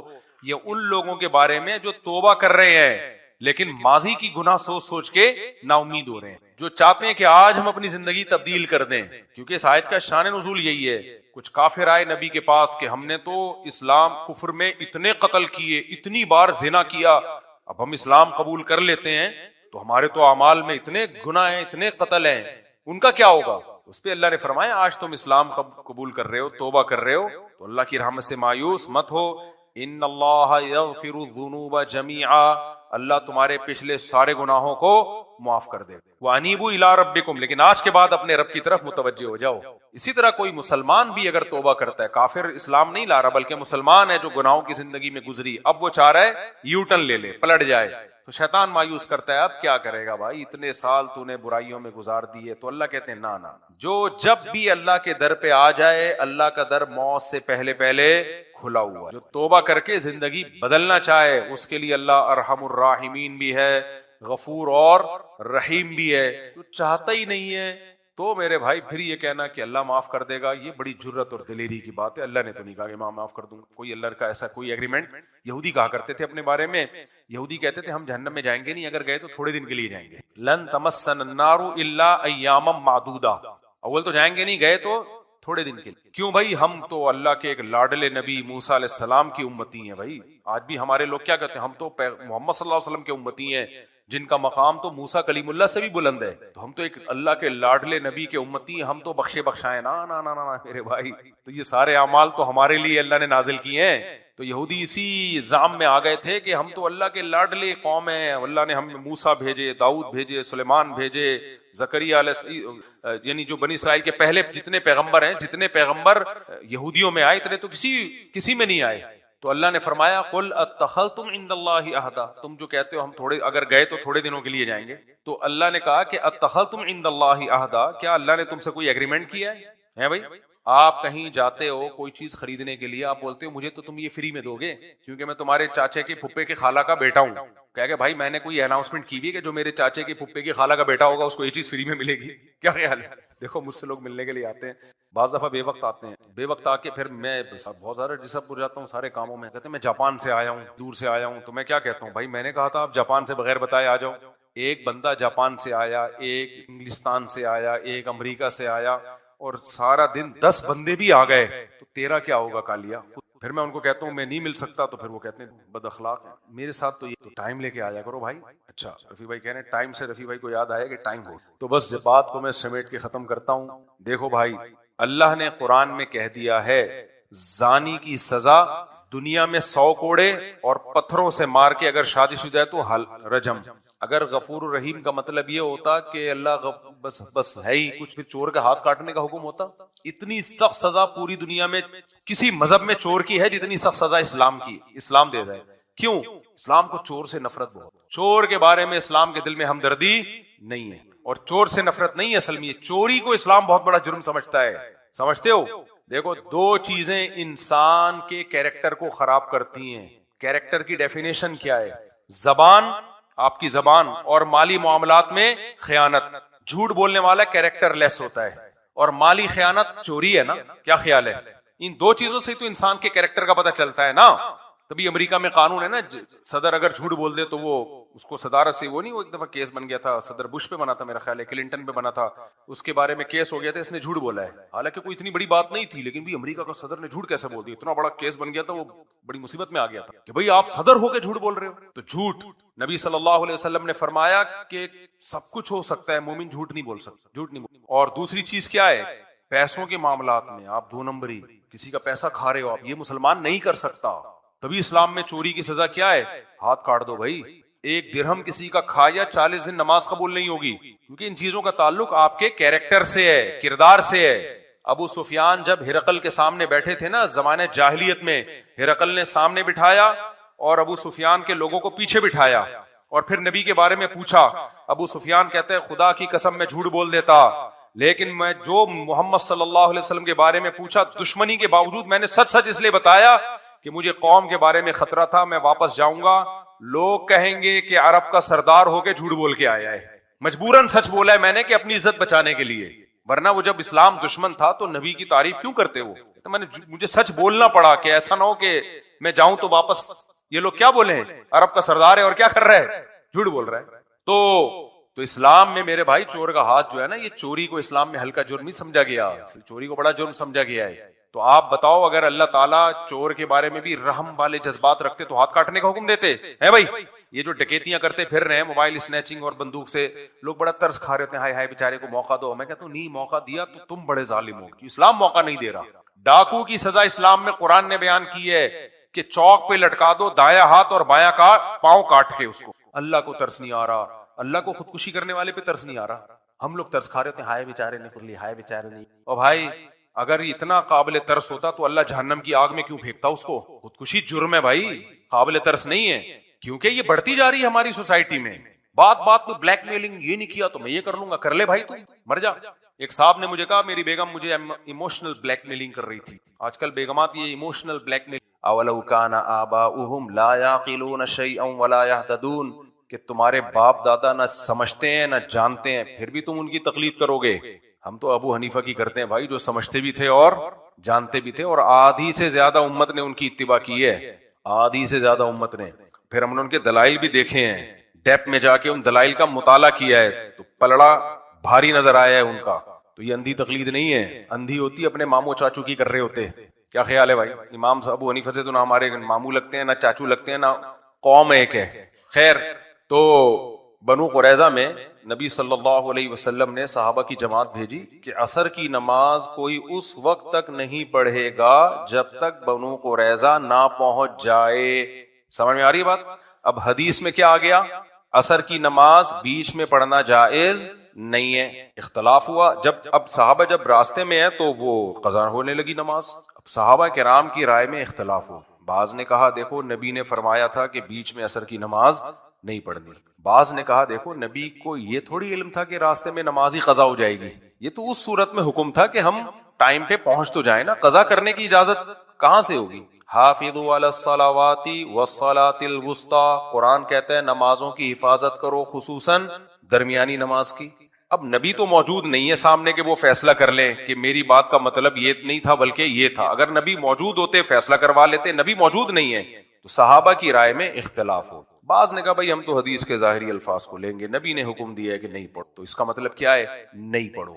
بعض نے کہا ہم تو نبی کی منشا کو سمجھنے کی کوشش کریں گے, نبی کا مطلب یہ نہیں تھا, قرآن میں تو ہے کہ پڑھو. دونوں کا مقصد نبی کی اتباع, حدیث کی تشریح میں دونوں کا کیا ہوا ہے, اختلاف ہوا. جب تشریح میں اختلاف ہوا, ایک ہی جگہ پر کچھ پڑھ رہے ہیں کچھ نہیں پڑھ رہے, تو اسماعیل بھائی کیکڑے سے بڑا اختلاف تو نماز کا ہے. کیا خیال ہے؟ ایک گھر میں اگر بیگم کیکڑا کھا رہی ہے, میاں کیکڑا نہیں کھا رہا, اس سے زیادہ بڑا اختلاف یہ ہے کہ ایک ہی لوکیشن پہ عصر کی نماز میں یہ نہیں کہ ایک رفع الیدین کر رہا ہے ایک نہیں کر رہا, نہ ایک پڑھ رہا ہے اور ایک نہیں پڑھ رہا. یہ زیادہ بڑا اختلاف ہے.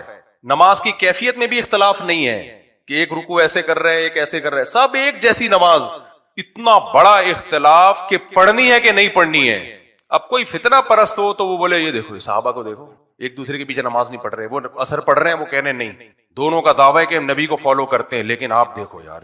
اور اثر تمام نمازوں میں سب سے زیادہ امپورٹنٹ نماز ہے, کیونکہ اللہ نے پانچوں نمازوں کے پڑھنے کا حکم دیا لیکن اثر کی الگ سے تاکید کی ہے. تو پتہ چلتا ہے کہ پانچوں نمازوں میں سب سے زیادہ فضیلت کس نماز کی ہے اسماعیل بھائی؟ اسماعیل بھائی کو اسماعیل تو آئے گی انشاءاللہ. اثر کی نماز کی ہے سب سے زیادہ فضیلت, یعنی اہمیت. حدیث میں آتا ہے جس کی اثر کی نماز چھوٹ گئی ایسے جیسے سب کچھ چھین لیا گیا اس سے.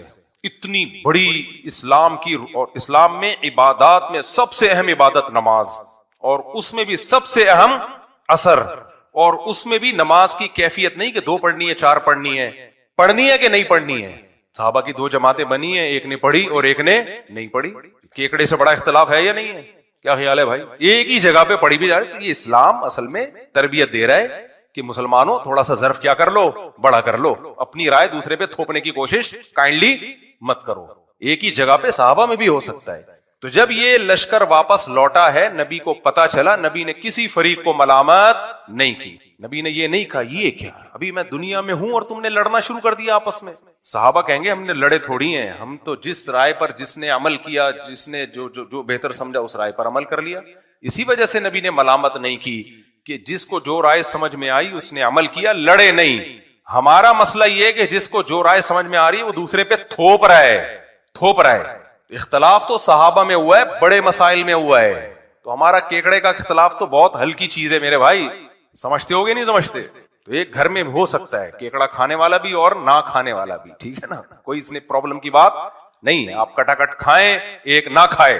یہ جو ہم کٹاکٹ کھاتے ہیں نا, حناف حنفی, جو یہ والا کٹاکٹ کی بات نہیں کر رہا, یہ تو سبھی کھاتے ہیں. ایک وہ کٹاکٹ ہوتے ہیں جو حنفی نہیں کھاتے باقی کھاتے ہیں, وہ والے کٹاکٹ کہتے ہیں زیادہ مزے کے ہوتے ہیں. تو کہتے ہیں اہل حدیث تو جائز کہتے ہیں, اہل حدیث سے پوچھ لے بھائی, ہم سے کیوں پوچھ رہے ہیں؟ تو ہم تو وہی بتائیں گے جو ہمیں, اور جس کو ہم پہ اعتماد ہے پھر وہ ہم سے پوچھے گا, جو ہمیں بیوقوف سمجھتے ہیں نہ پوچھے ہم سے. تو سارا اسلام ہم پہ اکیلے پہ تھوڑی اترا ہے, ہم نے کب کہا ہے. لیکن ہم کہتے ہیں آج کے اسکالر کو فالو ہی نہیں کرو بھائی, مجتہدین کو فالو کرو, یا مجتہدین کو فالو کرو. خیر, تو اختلاف ہوا نا صحابہ کرام کا, اس لیے کوئی حرج نہیں ہے اس میں. اچھا, اسماعیل بھائی ایک دلیل یہ دیتے ہیں کہ نبی صلی اللہ علیہ وسلم کی صحیح حدیث ہے کہ نبی صلی اللہ علیہ وسلم کو جب بھی 2 مشکل معاملات میں ابتلا ہوتا تھا, اختار ایسرہما, آپ اس میں آسانی کو ترجیح دیتے تھے. تو جب حضرات فقہا کا آپس میں اختلاف ہوگا تو جو قول آسان ہوگا ہم وہ والا لے لیں گے. اسماعیل بھائی جواباً عرض یہ ہے کہ آپ نے یہ والی حدیث تو دیکھی, دوسری حدیث نہیں دیکھی کہ الحلال بین والحرام بین, حلال بھی واضح ہے حرام بھی واضح ہے, اور ان کے درمیان کچھ چیزیں ہیں جو مشتبہ ہیں. تو جو مشتبہات کو چھوڑ دے گا وہ خالص حرام سے بھی بچے گا, اور جو مشتبہات میں پڑے گا وہ حرام میں بھی پڑ جائے گا. تو جب کیکڑے میں اختلاف ہو گیا حضرات فقہا کا, تو پھر اس حدیث کی بیس پہ احتیاط کا تقاضا کیا ہے, چھوڑ دیا جائے. تو جس مسئلے میں فقہا میں اختلاف ہوگا تو اس میں پھر آپ وہ رائے کو لیں جس میں احتیاط زیادہ ہے. یہ کیا بات ہے کہ آپ وہ والی حدیث لے رہے ہو اور یہ والی حدیث نہیں لے رہے. اصل بات یہ ہے کہ وہ جو حدیث جس میں آتا ہے نا کہ آپ آسانی کو اختیار کیا کرتے تھے, اس کا تعلق اس سے نہیں ہے کہ جب رائے میں اختلاف ہو جائے, بلکہ اس کا تعلق دنیاوی معاملات میں ہمیشہ اپنے لیے آسانی پیدا کرنی چاہیے. یہ حدیث کی ایک لمبی تشریح ہے, میں تو بتا رہا ہوں, فرض کر لو یہی مطلب ہے جو آپ بیان کر رہے ہو, تو اس کے مقابلے میں دوسری حدیث بھی ہے. تو اس لیے حضرات فقہا نے ایک بیلنس رائے قائم کی ہے اس بارے میں, تجربوں کی بیس پہ, کہ بھئی اگر آپ چاروں فقہ سے مشکل اقوال لینا شروع کر دو گے تو بھی مصیبت میں پڑ جاؤ گے, آسانیاں لینا شروع کرو گے تو دین برباد ہو جائے گا. تو یہ بہت سوچ سمجھ کے رائے قائم کی گئی ہے کہ ایک کو جب اختیار کیا جائے تو پھر مشکل قول ہو یا آسان قول ہو اسی کو لیا جائے. رہا یہ مسئلہ کہ یہ کیا دلیل ہے احناف کے پاس کہ کیکڑا جائز نہیں ہے، اس پہ تو میں کئی بار دلائل دے چکا ہوں، ریپیٹ کر دیتا ہوں جلدی مختصراً. جو حضرات کہتے ہیں نا کہ کیکڑا جائز ہے، وہ صرف کیکڑے کو نہیں، وہ کہتے ہیں پانی کی ہر مخلوق جائز ہے کھانا سوائے مینڈک کے. پانی کی ہر مخلوق جائز ہے، چاہے سمندری پانی ہو چاہے میٹھا پانی ہو. یہ اختلاف کیکڑے کا نہیں ہے، اختلاف اس میں ہے کہ پانی کی مخلوق حلال ہے یا نہیں. اور پانی کی مخلوق کا مطلب جو زیادہ تر پانی میں رہتے ہیں. کیکڑا تو پانی سے باہر بھی آؤٹنگ کے لیے آتا ہے کہ نہیں آتا؟ جب اس کے گھر میں جھگڑا ہوتا ہے تو آؤٹنگ کے لیے کہاں جاتا ہے؟ وہ سمندر سے باہر جاتا ہے. تو پانی کی مخلوق وہ کہلاتی ہے جو جس کا زیادہ ٹائم کس میں گزرے؟ پانی میں. تو کیکڑے کا زیادہ ٹائم کہاں گزرتا ہے؟ پانی میں گزرتا ہے. اور دلیل یہ دی جاتی ہے احل لکم صید البحر وطعامہ متاعا لکم وللسیارہ، تمہارے لیے سمندر کا شکار حلال ہے، تمہارے لیے بھی اور مسافروں کے لیے بھی، بطور خوراک کے، فائدے کے. اور دوسری دلیل نبی صلی اللہ علیہ وسلم نے فرمایا کہ سمندر کا مردار حلال ہے اور اس کا پانی پاک ہے. والحل میتتہ، اس کا مردار بھی حلال ہے اور اس کا پانی بھی کیا ہے؟ صحابہ نے پوچھا تھا کہ سمندر کے پانی سے وضو کر سکتے ہیں کہ نہیں؟ آپ نے فرمایا اس کا پانی بھی پاک ہے اور اس کا مردار بھی حلال ہے. تو کہتے ہیں دیکھو یہ تو جائز ہے بالکل. قرآن کی آیت کا جواب یہ ہے، یہ جو قرآن میں آتا ہے نا احل لکم صید البحر وطعامہ متاعا لکم، اس آیت کا ایک سیاق و سباق ہے. پیچھے احرام کی پابندیوں کا تذکرہ چل رہا ہے کہ احرام کی حالت میں خشکی کا شکار تمہارے لیے حرام ہے. آگے آ رہا ہے کہ سمندر کا حلال ہے. تو یہ آیت یہ بتانے کے لیے نہیں ہے کہ سمندر کی ہر مخلوق تم کھا سکتے ہو. اگر یہ مطلب ہوتا تو صحابہ یا تابعین میں کسی سے ثابت تو ہوتا نا کہ مچھلی کے علاوہ انہوں نے کچھ کھایا ہے. کوئی ایک روایت بھی ہمیں نہیں ملتی کہ صحابہ نے یا تابعین نے اسلاف میں جو معتدبی اسلاف ہیں جو علم میں مشہور ہیں کبھی مچھلی کے علاوہ کچھ کھایا انہوں نے. تو اس آیت کا مطلب یہ ہے کہ احرام کی حالت میں جو شکار پر پابندی ہے ان پابندیوں کا اطلاق خشکی کے شکار پہ ہوتا ہے، پانی کے شکار پر نہیں ہوتا. یعنی آپ احرام کی حالت میں، سمندری سفر بہت ہوتا تھا نا حاجیوں کا، تو اس میں آپ سمندر کا شکار کر سکتے ہو، اس سے آپ دم واجب نہیں ہوگا آپ کے اوپر. اور یہ جو حدیث میں آتا ہے کہ اس سمندر کا مردار ہمارے لیے حلال ہے، تو اس سے مراد ہر قسم کا مردار نہیں ہے، اس سے مراد مخصوص مردار ہے جس کو مچھلی کہا جاتا ہے. دلیل اس کی کیا ہے؟ دلیل حدیث ہی ہے، صحیح حدیث ہے. آپ صلی اللہ علیہ وسلم نے فرمایا احلت لنا میتتان السمک والجراد.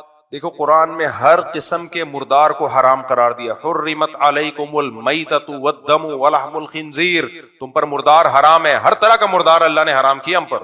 پھر قرآن میں یہ بھی آتا ہے وَيُحَرِّمُ عَلَيْهِمُ الْخَبَائِث، تم پر خبیث چیزیں حرام ہیں. تو ہر طرح کے خبائث کیا ہیں؟ حرام ہیں. سمندر کی مخلوق کو علی الاطلاق جائز قرار دے دیا جائے تو ایسی ایسی چیزیں نکلتی ہیں کہ چائنیز بھی نہیں کھائیں. وہ گورے تو کھاتے ہی نہیں ہیں، گورے نہیں کھاتے وہ چیزیں، چائنیز بھی نہیں کھائیں گے. تو اہل اسلام کیسے کھائیں گے جو اتنے، جن کی تباہی میں اتنی پاکیزگی ہے، جو جانور بھی، حلال جانور بھی ذبح کیے بغیر نہیں کھاتے کہ گندگی نکل جائے. تو وَيُحَرِّمُ عَلَيْهِمُ الْخَبَائِث. امام حنیفہ کی عادت ہے قرآن کو ہمیشہ سپیریئر رکھتے ہیں، پھر حدیث میں اس کے حساب سے تعبیل کرتے ہیں. تو حدیث میں آتا ہے احلت لنا میتتان، دو مردار ہمارے لیے حلال، السمک والجراد، مچھلی اور ٹڈی.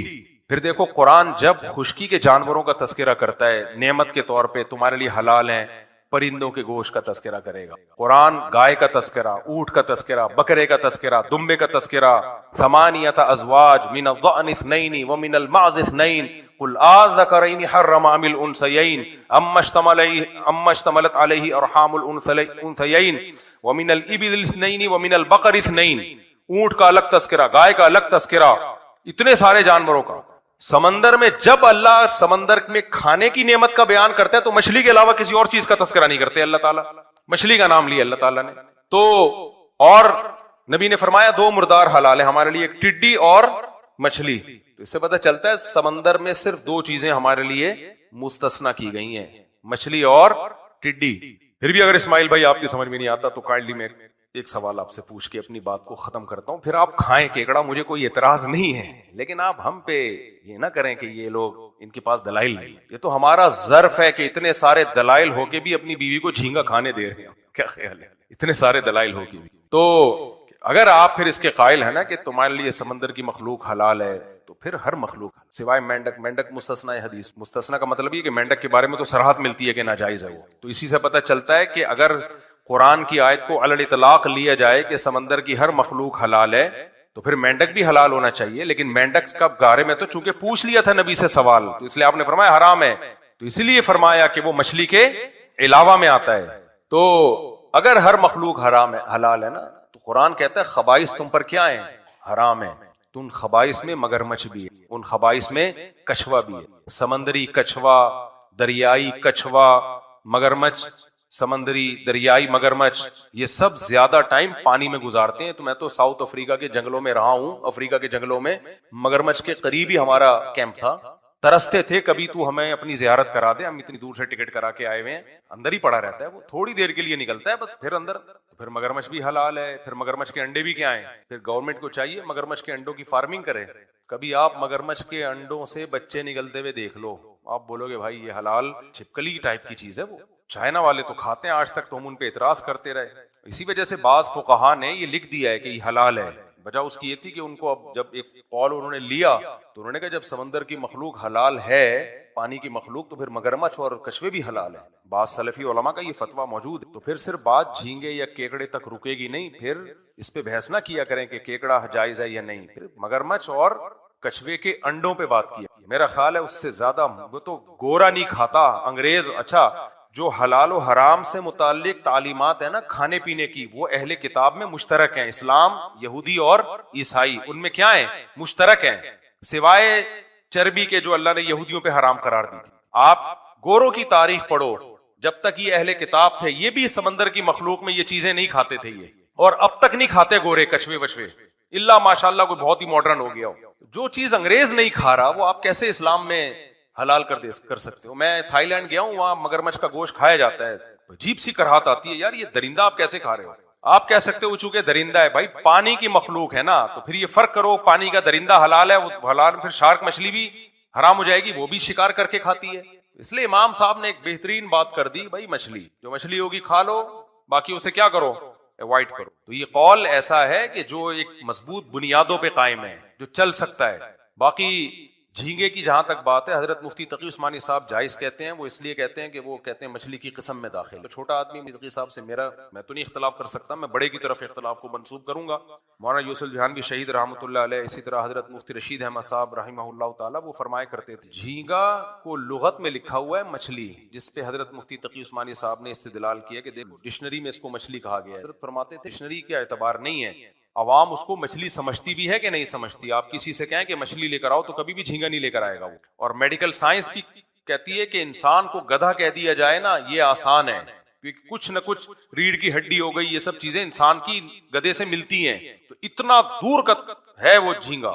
ہاں، اختلاف کا فائدہ یہ ہوتا ہے فقہا کے کہ جہاں ابتلا بہت زیادہ ہو جائے تو پھر خود احناف دوسرے فقہ پہ فتویٰ دے دیتے ہیں جہاں ضرورت ہو۔ تو یہ احناف کا ظرف ہے کہ وہ اپنی رائے پر ایسے قائم نہیں ہوتے کہ بس یہی ہے، تو کہتے ہیں جہاں ضرورت ہوگی وہاں دوسری رائے پہ فتویٰ دیا جائے گا۔ تو اب کچھ ممالک ایسے ہیں جو صدیوں سے جھینگا کھاتے کھاتے ہی بڑے ہوئے ہیں، ان سے پوری قوم سے دنیا چھڑوا دو، جھینگا نہیں چھڑوا سکتے آپ۔ تو وہاں پھر ابتلا عموم بلوہ بھی ایک شرعی ضرورت ہوتی ہے نا، ابتلا کسی چیز میں بہت زیادہ ہو جائے۔ جیسے حج جب ہم کرنے جاتے ہیں تو بعض چیزیں فقہ حنفی کی روح سے جائز نہیں ہوتی، لیکن وہ گروپ کی شکل میں آپ جا رہے ہو، وہاں کچھ شافی ہیں کچھ حنبلی ہیں، تو اب ایک فقہ نہیں چل سکتا وہاں پہ، تو وہاں مجبوری کی وجہ سے ہم کہتے ہیں بھائی ٹھیک ہے آپ اسی رائے کو، کیونکہ آپ الگ سے گروپ سے الگ ہوگے اور وہ الگ، تو یہ مسئلہ خراب ہو جائے گا۔ چل نہیں سکتے نا بھائی، بیگم کس تو کیکڑا پکا کے کھا لے، لیکن آپ گروپ کے ساتھ جا رہے ہو کہ یہ تبلیغ جماعت میں وہ سارے شافی ایک حنفی ہے، وہ کھانا ہی کیکڑا پکایا ہے، تو بھوکے تھوڑی مرو گے آپ، یہ کھانا ہی جھینگا پک رہا ہے 2-3 دن سے، پھر تو مجبوری اس اختلاف کا پھر فائدہ اٹھایا جائے گا۔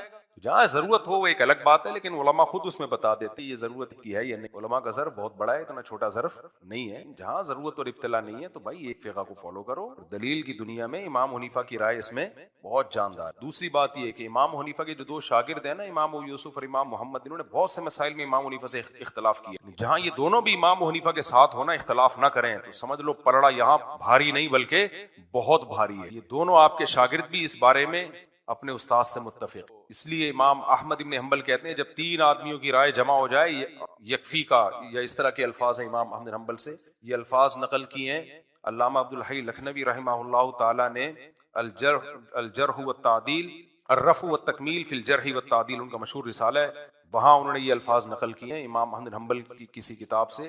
3 افراد جمع ہو جائے نا تو یہ کافی ہے، بہت مضبوط رائے ہوتی ہے جس میں امام صاحب اور آپ کے دونوں شاگرد، کیونکہ یہ دونوں مستقل مجتہد ہیں، یہ بھرپور طریقے سے اختلاف کیے بہت ساری چیز. اور یہ احناف کا ظرف ہے کہ احناف نے جھینگے کو ناجائز سمجھ کے بھی جھینگے کے بزنس کو جائز لکھا ہے، کیونکہ امام شافعی کی نظر میں کیا یہ حلال ہے. تو انہوں نے کہا کہ بھائی ایک چیز چاروں ائمہ کے نزدیک حرام نہیں ہے تو اس کے بزنس کو حرام نہیں کہا جا سکتا. کاروبار اس مخلوق کا حرام ہوگا جو چاروں ائمہ کے نزدیک کیا ہو، ناجائز ہے، کیونکہ اختلافی ہے تو کاروبار کی حد تک جائز ہے. تو یہ بڑی بیلنس رائے ہے، سمجھتے ہو. ہاں جہاں جھینگے میں ابتلا بہت زیادہ ہے تو وہاں پھر جیسے بنگلہ دیش کے لوگ تو صدیوں سے کھائی جھینگا کھا کے بڑے ہوئے ہیں، حالانکہ ہیں سارے حنفی، تو اب وہ ابتلا کی وجہ سے اب اتنا زیادہ وہاں ابتلا ہے کہ وہاں چھڑوانا، وہ بنگلہ دیش کے لوگ جھینگا دنیا چھوڑ دیں گے جھینگا. تو وہاں علماء کہتے ہیں، وہیں کے علماء کہتے ہیں بھائی ابتلا بہت. تو یہ کوئی قرآن و سنت سے ہٹے نہیں ہے، قرآن و سنت سے یہ بات ثابت ہے کہ جس مسئلے میں اختلاف ہو اور ابتلا بہت زیادہ ہو جائے تو وہاں اس اختلاف کا فائدہ اٹھایا جا سکتا ہے.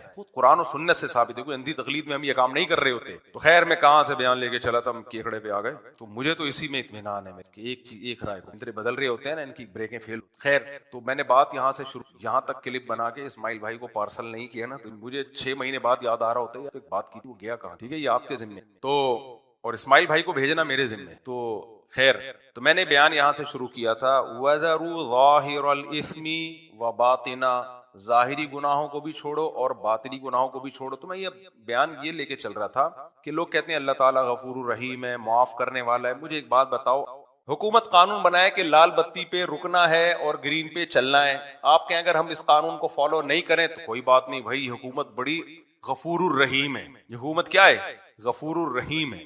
آپ اگر لال بتی پہ نہ بھی رکیں تو یہ معاف کر دے گی. تو یہ میسج یہ جائے گا کہ گورنمنٹ کے دل میں خود اپنے قوانین کی ویلیو نہیں ہے. میں جو بیان کیا تھا نا، اسمگلنگ کی ارننگ حلال ہے، اسمگلنگ غلط ہے. تو لوگ بڑے کنفیوز ہوئے تھے، یہ کیا بات ہے، ایک کام غلط ہے لیکن اس سے جو آمدن آ رہی ہے وہ حلال ہے. بھائی آمدن کا تعلق اس سے ہے کہ آپ نے حلال پیسوں سے ایک چیز خریدی، اسلام کہتا ہے آپ اس کے مالک بن گئے. اسلام شخصی ملکیت کا قائل ہے. اگر آپ اپنے پیسوں سے کچھ خریدتے ہو تو گورنمنٹ اس کی مالک نہیں ہے، اس کے مالک کون ہو؟ آپ ہو. اصل میں حکومتوں نے آج انسانوں کو حکومتوں کا غلام بنا دیا ہے اور لیبل یہ لگایا ہم آزاد کر رہے ہیں. آزاد تھوڑی کر رہے ہیں، تو غلام بنا رہے ہیں. حکومت کا کام صرف مینجمنٹ ہے. مینجمنٹ کسے کہتے ہیں؟ جو اپنے ارننگ سے جو کما رہے ہے وہ اس کا 100% مالک ہے. حکومت کا کام ہے اس کے مال کی حفاظت کا قانون بنائے کہ کوئی اس کو چوری نہ کرے، چوری کرتا ہے تو ہاتھ کٹے اس کا. اور اجتماعی ضرورتوں کے لیے اگر کچھ پیسے چاہیے تو سب سے کلیکٹ کرے. مثال کے طور پر ایک گلی میں سب لوگ رہتے ہیں، اب گلی کی سڑک ٹوٹ گئی ہے تو سڑک تو پھر ان گلی کے لوگوں کے پیسوں سے بنے گی نا، تو اتنا پیسہ انتظامیہ لے سکتی ہے جتنا گلی کی سڑک میں ضروری ہے، اس سے زیادہ 1 روپیہ نہیں. اگر لیا تو واپس کرنا پڑے گا. تبھی تو اسلام میں مالی جرمانہ جائز نہیں ہے. چاروں ائمہ کے نزدیک مالی جرمانہ ناجائز ہے اسلام میں. کیوں؟ لا یحل مال امرئ مسلم الا بطیب نفس منہ، کسی کا مال اس کی پرمیشن کے بغیر حلال نہیں ہے. اور قرآن نے کہا کہ صرف تجارت کے ذریعے، ملازمت کے ذریعے تم کسی کا مال تمہارے لیے حلال ہوتا ہے، معاہدہ ہوا ہے آپ کا. آج پوری دنیا میں جو عجیب ظالمانہ نظام ہے، ایک آدمی کی تنخواہ 40 لاکھ روپے، تنخواہ اس کی ہے 90 لاکھ روپے اور 40 لاکھ ٹیکس میں کٹ رہا ہے. ابے میں نے کہا یہ آزادی ہے یار. دنیا میں مجھے ایک بات بتاؤ، بڑے بڑے گنڈوں نے بھی حکومت کی ہے، وہ بھی ایک دفعہ بندوق رکھ کے آپ کی جیب سے پیسے لے کے چلے گئے نا. ایک صاحب آئے، میرے لاکر سے 80 لاکھ چوری ہو گئے. میں کہتا ہوں اگر تم کسی انگریز کے کنٹری میں ہوتے، ہر مہینے 40 لاکھ تمہارے بینک سے چوری ہوتے، اس پہ تم خوش ہوتے کہ میں بلیک منی کو کیا کر رہا ہوں، وائٹ. دھندا ہے میرے بھائی، دھندا ہے یہ. کافر میں کبھی کوئی خیر نہیں ہے. ان لوگوں نے دنیا کو کنٹرول کرنے کے لیے، انسانوں کی مال کو اپنے قبضے میں لینے کے لیے قوانین بنائے اور اچھے اچھے الفاظ، تمہارا جو منی ہے وہ بلیک ہے یا وائٹ ہے، اور جو ٹیکس دیتا ہے تو اس کا پیسہ جو ہے وائٹ ہو گیا. ٹیکس لے کے آپ کا پیسہ تو بلیک ہو گیا نا. آپ کس بیس پہ لے رہے ہو؟ صرف اتنا لیا جا سکتا ہے جتنا پبلک کو شدید ضرورت ہو. شدید ضرورت کسے کہتے ہیں؟ جو اجتماعی مفاد کی، جیسے ڈیفنس ہے بھائی، فوج پہ پیسہ خرچ ہوگا، پولیس ہے، عدلیہ ہے، یہ حکومت کے، کیونکہ جج ہمارے لیے بٹھایا ہوا ہے نا، اگرچہ نہیں بٹھایا ہوا لیکن ہمارے لیے. پھر وہ جمعے کا دن ہے کہ بھائی جب کوئی مسئلہ ہوگا تو پھڈا ہوگا تو ان لوگوں کے مسئلے حل کرنے کے لیے.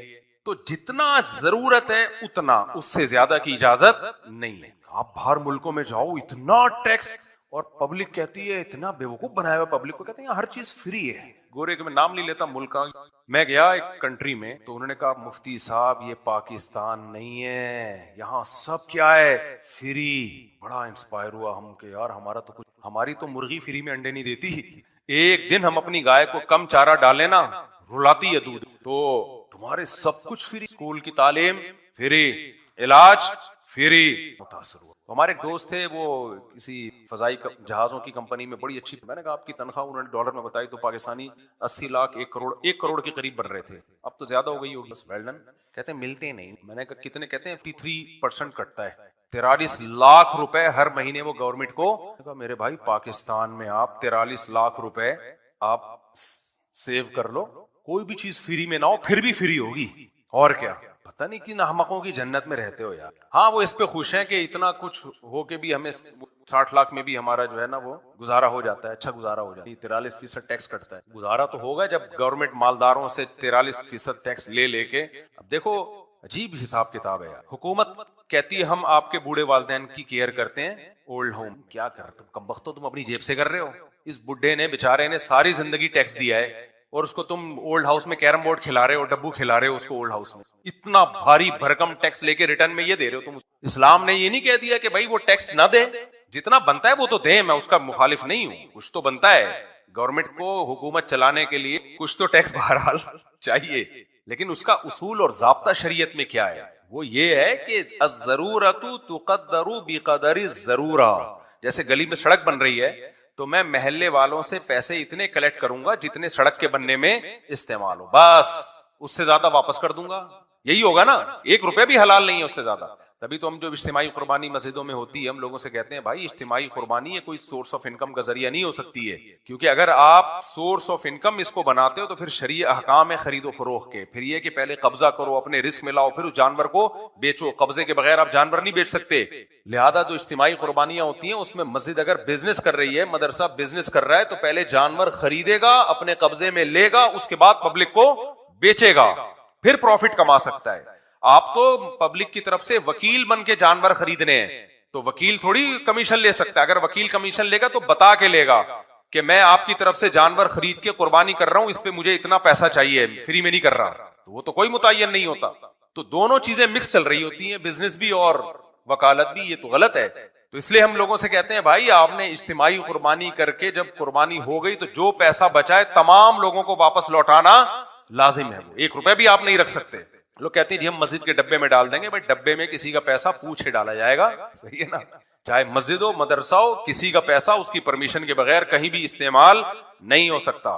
معاملات آج کل پوٹ پٹانگ چل رہے ہیں. تو ٹیکس کا بھی یہی مسئلہ ہے کہ بوقت ضرورت بقدر ضرورت، بس اس سے زیادہ نہیں ہے. اب لوگ کیا کرتے ہیں، جو گاڑیاں آتی ہیں نا، ہاں میں نے اسمگلنگ کی بات کر رہا تھا، تو میں نے کہا بھائی اسمگلنگ میں شریعت یہ کہتی ہے آپ نے اپنے ذاتی پیسوں سے ایک گاڑی خریدی یا گندم کی بوری خریدی، وہ آپ کی ہے، شریعت اس کو آپ کی ملکیت مانتی ہے. اب آپ اس کو اپنے ملک میں لا رہے ہو. گورنمنٹ یہ سمجھتی ہے اگر ملک میں اس طرح سے گندم آئے گی تو ہماری گندم کہاں جائے گی، اس سے مسائل کھڑے ہو سکتے ہیں. ٹھیک ہے، قانون بنایا جا سکتا ہے کہ بھائی اس سے جو ہے نا اجتماعی طور پر ملک کی معیشت کو نقصان ہو. بول تو اس قانون پہ بھی بہت سارے تحفظات ہیں، لیکن خیر میں اس بحث میں نہیں جاتا. لیکن ہم فرض کر لیتے ہیں کہ ہوتا ہو ایسا فائدہ ہوگا اس میں. گاڑیوں کے بارے میں کہا جاتا ہے اگر ہم آنے دے دیں تو کراچی کے سڑکوں پہ تو جگہ ہی نہیں ہوگی چلنے کی. جب چلنے کی جگہ نہیں ہوگی نا، اصول پتہ ہے کیا ہے؟ شریعت نبی صلی اللہ علیہ وسلم نے فرمایا دعوا الناس، تجارت میں لوگوں کو اپنے حال پہ چھوڑو. یرزق اللہ بعضهم ببعض، اللہ ایک دوسرے سے سب کو روزی دے گا، سب کی ایک دوسرے سے ضرورتیں پوری کرے گا اللہ تعالیٰ. اور صحابہ نے پوچھا یا رسول اللہ ہم چیزوں کی قیمتیں متعین کریں؟ آپ نے فرمایا ان اللہ هو المسعر، چیزوں کی قیمتیں اللہ متعین کرتا ہے. جب ایک چیز بہت زیادہ ہوتی ہے تو اس کی طلب خود بخود کم ہوتی ہے، وہ چیزیں خود بخود سستی ہوتی ہیں.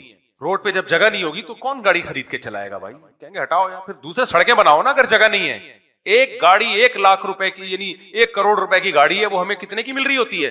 3 ساڑھے 3 کروڑ کی مل رہی ہوتی ہوگی. خیر میں گورنمنٹ کے معاملات میں ٹانگ نہیں اڑاتا, لیکن کھوپڑی میں آنے والی چیزیں ہے نہیں ہے. اب اتنا ٹیکس لے رہے ہو تو, اور پھر چلو لے لیا یار, لگاؤ تو صحیح. اب دیکھو ہماری گورنمنٹ نے ماشاءاللہ کتنا اچھا کام کیا, آن لائن وہ کیمرے لگا دیے ہیں, جو بھی غیر قانونی کام کرے گا فوراً اس کو پینلٹی لگ کے آ جائے گی. سیٹ بیلٹ نہیں ہے, پینلٹی لگ کے آ گئی. بہت اچھا ماشاءاللہ. دبئی والا کیا خیال ہے؟ تو سڑکیں کون سی ہیں؟ سڑکیں آپ کی جو چل رہی ہیں وہ ہیں آپ کی, کسی جنگل میں بھی ایسے کھڈے نہیں ہوتے. جب آپ نے لوگوں سے پیسہ کمانے کا جو آپ کا طریقہ ہے وہ آپ کس کو فالو کر رہے ہیں؟ دبئی کو. مزہ نہیں آیا, مزہ نہیں آیا. سندھ حکومت بہت اچھی سڑکیں بنا دیتی, جو فیسلٹیز دینی ہے وہ دے دیتی, پھر کلیکشن کرتی. کوئی بات نہیں یار, ہم سے لیا جا رہا ہے, ہم پہ ہی لگ رہا ہے. گٹر کے ڈھکن تک تو میں نے ابھی خود لگوائے ہیں, ڈھکن میں نے خود لگوائے ہیں. اپنی گلی میں ہمارے 2 گٹر کھلے ہوئے تھے, کتنے واقعات آ رہے ہیں نا, بچے گرے اور نکلے وہاں سے, تو بھی میں نے خود لگوایا, اور سیمنٹ سے لگوائے تاکہ ہیروئنچی نہ لے گئے. ہیروئنچی لے جاتے کوریدرے ہوں گے, ہیروئنچی لگے ہوں گے روزانہ آ کے نا, ایک ہتھوڑی مار کے جاتے ہوں گے, پتہ بھی نہ چلے. آخری دن پتہ چلے گا ڈھکن غائب. خیر, تو فری پھوکٹ کا کچھ بھی نہیں ہے, سب پیسے لیے, اور غاصبانہ پیسے ہیں, ناجائز پیسے ہیں. ناجائز پیسے ہیں تو پھر کہاں سے برکت ہوگی؟ تو میں یہ عرض کر رہا تھا کہ کوئی بھی قانون جب بنایا جاتا ہے تو اس قانون